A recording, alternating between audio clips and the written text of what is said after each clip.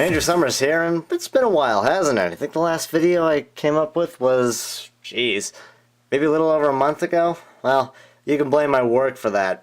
Anyhow, back at it again with another video, this time on my Type 98 IFV, or Infantry Fighting Vehicle. Now, this is kind of my Chinese faction's infantry fighting vehicle. It's tracked, it has a turret, seating for I believe 8 minifigures.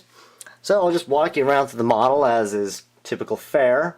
Side you can see here, we got some side skirt detailing. We have some smoke launchers here on the side of the vehicle, here on the turret. And if you're wondering what the little Technic pins right there are, well, those would be firing ports. So you can shoot from out or inside of the vehicle.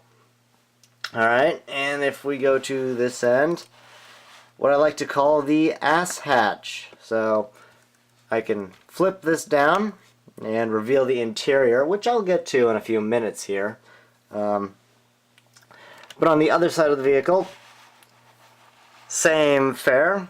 You know, we got more firing ports right there. We got the smoke launcher.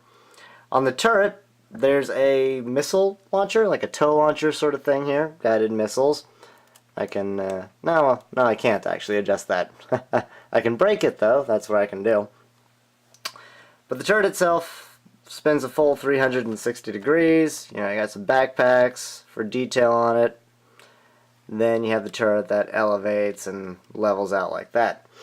Back to the back of the turret though. That little hole right there, you can see, that's kind of the ejection port for shell casings. Now, just a little bit of added detail to it. And then if we go to the front here, I have to say the front end of this vehicle is probably my most favorite thing about it.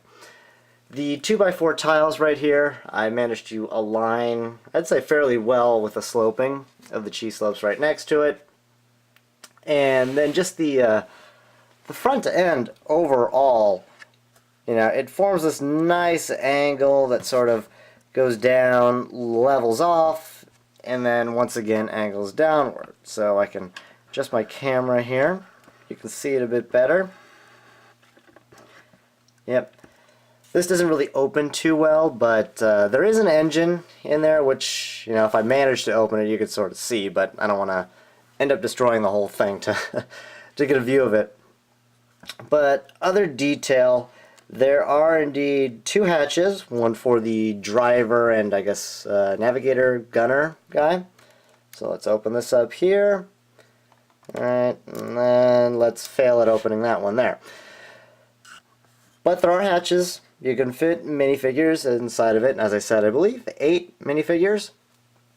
So now onto the interior of the vehicle.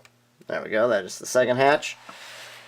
If I move it around here, okay, you can see that there are hatches on the roof in the rear. So just open these like so. I really wish that LEGO would come out with some dark bluish gray flag pieces like the ones I'm using here. These are dark gray. You know, I'm not too fond of mixing old and newer grays, but you know, it's the only color that part comes in is just dark gray. I don't know if LEGO's updated its inventory on that, but you know, I'm stuck with it, and I make do with it. So let's look at the interior. All right, focus in on that. So you got where the navigator, driver sit right there. In the middle, actually I guess there are 9 seats in this thing, but the middle section right there, that's where the gunner would sit. And then you have space in the rear for 6 minifigures. So they're all facing each other, they got a stud of space in between their feet.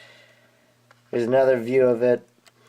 Jumper plates are very, very helpful when it comes to seating. And if you're not familiar with what jumper plates are, those are what I'm using for the seats here.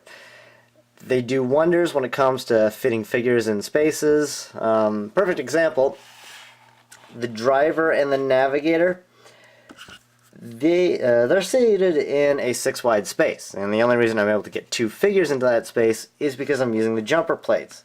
The jumper plates provide a little bit of offset, which allows the figures to sit comfortably in a space where they wouldn't normally fit into. But anyhow, one other thing I should mention about this vehicle. You can see some of the side skirts in that shot right there. Treads, they do indeed roll. So I can move them like so.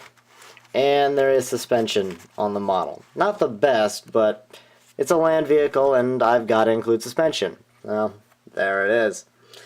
Anyhow, hope you enjoyed this video. I know it's been a bit of a hiatus here, but I've been traveling for work and that's kind of slowed down my video production.